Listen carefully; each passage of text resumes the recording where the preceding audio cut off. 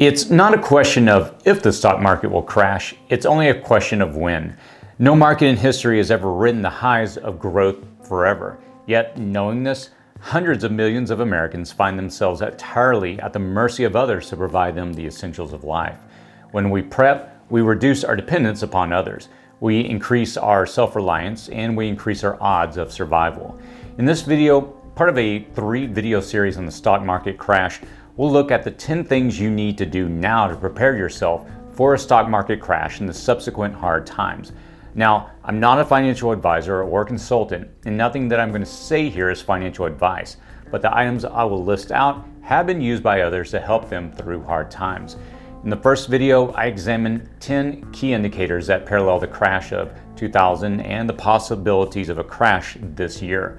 The final video will look at why a crash may not be imminent to provide you with a 360-degree view of the threat and what you can do about it. Even if there is no crash this year, you will be more solid after implementing the preps I cover in this video. To see the other 2 videos, I'll post a link to the playlist up in the cards above and you can access those. So let's go ahead and jump in. Please consider subscribing to our newsletter by clicking on the link in the description and comments section below. If you enjoy this video, please subscribe and click the like button to help the channel grow. Enjoy the video. Why it matters to you. The first thing to do before a stock market crash is to realize that it will dramatically impact your life. That is hard for most Americans to understand. Only about 14% of Americans are directly invested in individual stocks. About 52% of Americans own stocks as part of a retirement fund. In that format, they are meant as stable value retention tools. Typically, they are a buy and hold strategy with a late maturity date. While they may lose a third or half their value in a nasty crash, the retirement account owner would likely be back to the pre-crash value in 5 to 10 years. Retirement accounts that hold securities are meant to be at a maximum value of a person's retirement, 10, 20, 30, 40, or 50 years into the future.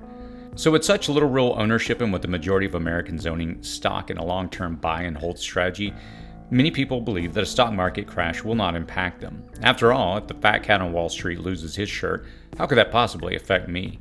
These tend to be the same people who are unaware of how dependent they are on infrastructure systems and cannot be self-sufficient.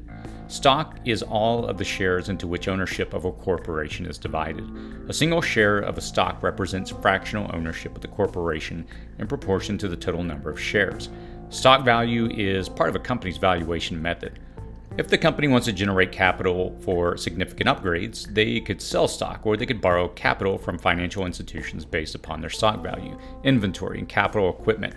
If the economy is, let's say, engaged in manufacturing widgets used to harden off electrical components against freezing temperatures, what happens when their stock value plummets so low that their valuation and creditworthiness suffer and they are no longer able to get the raw materials to manufacture widgets?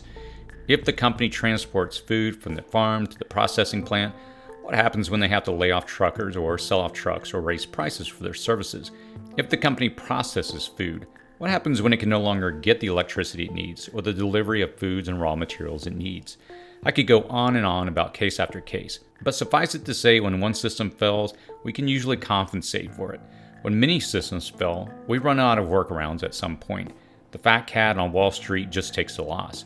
You, the average consumer, have to learn to live without the product, even if it's food. Are you ready to grow your own oats, corn, or beans? Are you ready to grind your own flour?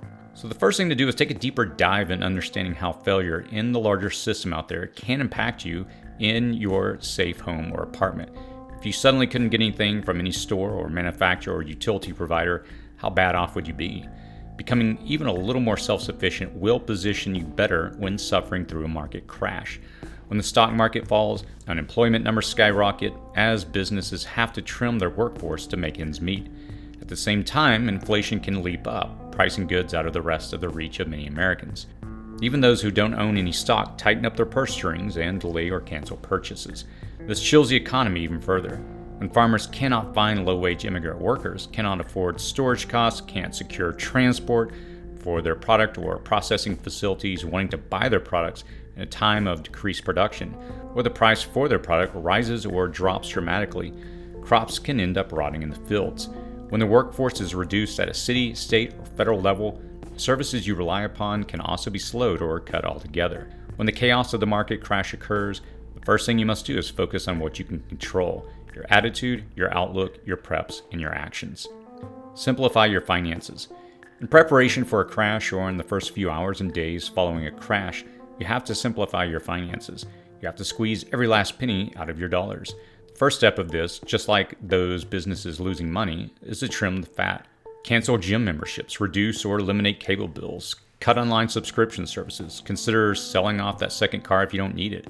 Will you need that trailer to go on vacation now or next year? Probably not, but during an economic downturn, the price for mobile homes and trailers actually shoots up dramatically. Sell things through local online exchanges that you have meant to get rid of anyways. Unload what you don't need to raise capital and hold on to the money that flows from you. If it doesn't have real tangible value for you through an economic crisis, this is the opportunity to clean house and realign your priorities. Prioritize food, water, shelter, and utilities. Those are what will get you through. See crisis as an opportunity. In every crisis, there is also an opportunity. Sometimes we become complacent or we just can't seem to find the time to do what we probably should be doing. Immediately preceding or following a stock market crash, your opportunity to make substantive changes to your finances will be short. Can you pay off your car and still have savings in the bank while you still have secure employment? Can you refinance your house and raise capital by retaining the month or two mortgage payment while it is processing and also lower your monthly mortgage payment? It may seem counterintuitive to allocate more money to your employer's 401k plan or start up a traditional IRA. Still, these are pre-tax dollars, and if your employer matches any percent of it, you're instantly making a return on your money and likely buying into stocks at rock bottom prices. Your post-market crash recovery will even be better. Because these are pre-tax dollars, raising a contribution $100 will barely show up on your take-home pay. I've seen some people do this and end up taking home more because it just bumped them off the cusp of a tax bracket. Let the brewing economic storm be what you will need to seize the opportunity to batten down your personal finances. Diversify. When we hear diversify in financial settings, it means not having all your money in one place. Having money in cryptocurrency, stocks, bonds, commodities, precious metals, and things of that nature will definitely help you in a recovery phase of an economic collapse. Still, they'll have little value if you need them to buy a loaf of bread or a 25-pound bag of flour. I see diversify as a broader term. You have to diversify yourself and generate other revenue streams for yourself. It's hard to get a job when businesses aren't hiring, but have you ever considered teaching a class in your neighborhood, selling your baked goods, fixing someone's car, or leveraging in any way your unique skills? I know someone who mowed lawns every Saturday. He didn't need that to survive. He mowed lawns to get tackle, bait, and fuel for his little boat. He would then catch catfish on the Missouri River and then sell it out of his freezer in his garage. On Mondays, he went to his regular job just like everyone else. Any side hustle like food delivery or rideshare services can add a little extra income. That extra income, when combined with the trimming and refinancing you just did, might be enough to carry you through. Diversify yourself. It might lead you to a little more enjoyable occupation when the markets recover. Even if it doesn't, you will be cultivating the most important resource you have, which is yourself. Consolidate. Do you have more than one credit card, but one of them just offered you one of those zero-interest checks? Now's the time to consolidate your debt to one low-interest card. Making one minimum payment is going to be easier than making two. Even if your credit card company hasn't sent you a check, now would be a good time to give them a call and see if they're willing to pay off your card through a no-interest loan. Ideally, if you are genuinely prepping, you know how bad credit card debt is for you, and you've been working on a plan to rid yourself of it. Any financial moves you want to make may not be possible 3 months into a deepening economic crisis, as banks will be overloaded and then just stop offering many services. Understand here too that consolidation goes beyond just a financial term. By definition, it means the action or process of combining a number of things into a single, more effective, or coherent whole. Consolidating your buying power by buying in bulk or forming a buyer's club of friends and family that buy in bulk together serves two purposes. It gets you more for your money, and it builds a network and community to help you get through even the most challenging financial times. So think of consolidation as a debt management tool, but also understand that it means to pool all of your resources, including human resources, to create a single, more effective or coherent whole. Stock up. Runs on stores and failures in the food supply chain from farm to table will happen after a stock market crash. Inflation or hyperinflation are also possible contributors to the empty grocery stores you may see. Remember that surreal trip to your local grocery store when COVID-19 was declared a pandemic? The pasta aisle and canned goods aisle and the meat departments were empty or sparse. Now is the time to top off your food storage. Now is the time to kick that garden into high gear with a few extra plants. If the crash sinks into a deep recession or an economic depression, you'll be glad you did. If the dollar's value declines and the inflation hits hard after an economic crash, having several thousands in the bank won't matter too much. Sure, make sure you have an emergency fund if you can, but if you do have extra funds, having them sit on the sidelines won't do you much good. Now, I'm not a financial advisor, but several I follow indicate that a stock market crash is a good time to stock up on stocks when they're on sale. This is what the wealthy do and how many of them became wealthy to begin with. Really solid conglomerate stocks often decline drastically with everything else. It creates a buying opportunity for you, just like maxing out your 401k does. If the depression sinks the world into a dystopia post-apocalyptic wasteland, those dollars in the bank won't matter anyway. Again, make sure you have enough to cover your needs, but any extra you may want to apply to stocking up. Invest in yourself. Light a fire under yourself. Get motivated. Read, learn, and retool your skill sets. If the security of the markets, the lockdowns and sicknesses, the cyber attacks, and the wild and extreme weather isn't enough, if there isn't something in there that motivates you to pay attention and prepare yourself for the same or even worse, I honestly don't know what will. Use that time you reclaim spent on entertainment, like watching television or going out to learn a new, practical skill you can apply in your life. Every skill you learn and even slightly master is like putting money in your own personal savings account. When you need to make a withdrawal, you're paying yourself back with interest. You may have always told yourself, hey, I'm going to learn Spanish, learn to knit, learn to cook, learn to do whatever. If your land affords you the possibility, could you be learning how to raise bees or raise chickens? Well, now more than ever is the time. Just making those connections with people who already tend bees or chickens might keep you in honey and eggs when times get even more challenging. If you never mastered any of the skills and only end up with a cursory understanding of them, you will at the very least have entertained yourself and kept your mind busy. At the very best, you'll have a skill when you need it, or a skill you can cultivate as a resource to literally bring more to the table. Fire is a tool.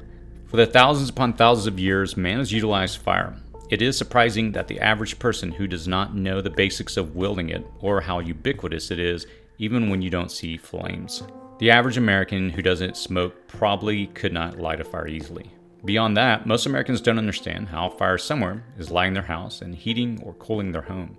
The average American doesn't truly grasp the fact that explosions of fire are driving the engines that take them to work or fly them through the sky.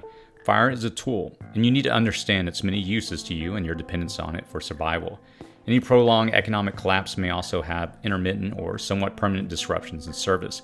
If gas prices skyrocket, those fires in your car's engines aren't going to be able to burn. If utilities are disrupted or go offline because maintenance schedules can keep step or municipalities can't keep them funded, you'll need to heat or cool your own home. Oil, natural gas, propane, and other fossil fuels may be in reduced supply or at extremely high costs. You may need to boil your own water, and you don't have electricity or gas to do so. You may need to light your own home. If you don't have electricity, do you have a better candle than the lavender, eucalyptus, or melon scented and regifted candle you got this Christmas? As a prepper, understand your relationship to fire as a tool and equip yourself to wield it confidently. It may seem odd to some to tie fire in with the stock market crash, but understanding your relationship, supply, and ability to supply yourself with fire, water, shelter, and food are what every single one of your preps circulates around. Make sure you have alternate sources of energy to provide you with heat and light.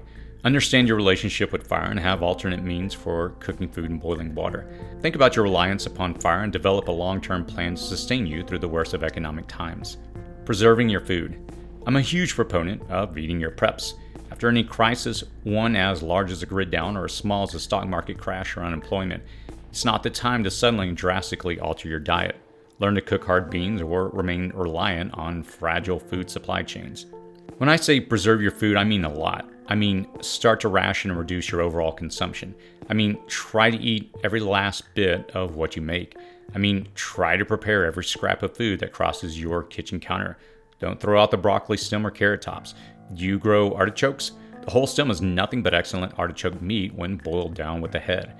I just saw a recipe for pea shell puree. When I say preserve your food, I also mean reducing your dependence on restaurants that are too expensive, or grocery stores that have wildly fluctuating supplies and prices, or industrial farmers whose quality of product may suffer in a deep enough economic downturn. Grow your food if you can. Get local and buy from beekeepers, egg producers, small gardeners, small farmers, jam makers, and so forth. Learn to forage your environment. Preserve the flow of food to your table. Sure, if you want to learn how to dehydrate everything, can anything, or pickle something, absolutely do so. But think of preserving your food as also preserving the flow of food to your table. Be in the habit of saving money and cooking your supplies so you know how to sustain yourself independent of fragile, just-in-time delivery systems and through the hardest of times. Recognize suffering. Finally, recognize suffering. Here too, I mean this in a very broad sense. I want to leave it up to you to determine what recognizing suffering means to you, but I will get a little philosophical. When you recognize that everyone is suffering along with you through a stock market crash and subsequent economic downturn, you realize you're not alone. This will increase your compassion and your understanding. This will give you confidence that you're not alone and you can get through this. Coping with the unknown creates uncertainty. Uncertainty for many manifests itself in fear than anger. Understand that others may be suffering more than you. Recognize too that others may be suffering more than you. Is there a way you can show compassion and help them? You'll be surprised how your act of kindness towards another gives you also what you need to make it through. I once heard it said that when you feed a person in need, you feed yourself as well. And I believe that. Beyond food though, have you ever offered to help a neighbor? Even though you give freely, there almost always is an immediate return on your time and labor investment. When you shovel a neighbor's driveway for them because you know they have a bad back, see if you don't get something baked for you, or a good word placed for you, or some other gift in return. Understand, just as you understand a stock market crash is not just confined to pain for the fat cats on Wall Street, that everyone in the economy will suffer in some way. Recognize that suffering to keep pressing on to better days. Recoveries always happen. Even if a recovery doesn't come in our country's fabric unravels forever, you'll still have built a network in self-reliant ways. After every economic crash in our history, people say nobody knew that was about to happen. A few months later, they'll say we should have seen all these signs. Then they invariably say, well, next time. If you start preparing now for next time, you will find yourself positioned to survive even the worst of economic downturns. Don't wait for later, but act while you can. If you wait until the day of or the weeks before, you can still be prepared, but you will not be as prepared as you could be. If you do as hundreds of millions of Americans are doing right now, which is nothing, you will have to suffer the worst of the storm with the rest of the herd. Use this time to prepare before the stock market crashes. If you found this video informative and helpful, please click the thumbs up icon. It's a little thing, but it helps us build our prepping community. What's your best advice for someone in hard economic times? Let us all know in the comments section below. I read many of the comments and respond to them when I can. That's typically within the first hour of releasing the video. I can notify you when other videos become available if you subscribe to this channel. As always, please stay safe out there.